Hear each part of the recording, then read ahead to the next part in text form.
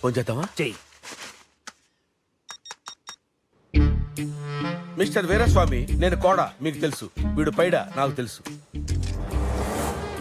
మీ తమ్ముడు చావుకు కారణం దేవరాజు కాదు, వాడి చెల్లెలకు కాబోయే మొగుడు. కాబట్టి లెక్క ప్రకారం వాడిని నువ్వు చంపేయాలి. చంపేసుకో. వాడిని చంపాలంటే మీ ఇంట్లోకి రావాలి కదా. ఎవడొద్దన్నాడు? నీతో మాట్లాడటానికి నీ ఫ్యాక్టరీకి రాలా? నువ్వు అలాగే వచ్చేయి.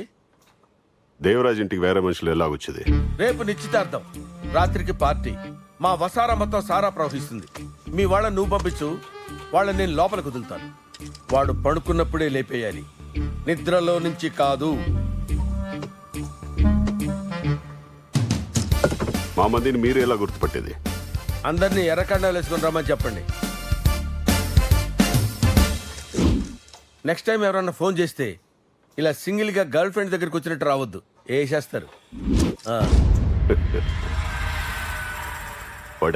వాడు అడగకుండా మీరు ఎందుకండి సలహా ఇవ్వడం? అడగకుండా ఇచ్చేదాన్నే సలహా అంటారు. కెలుక్కుంటే వచ్చేదాన్నే వాసన అంటారు. పదండి.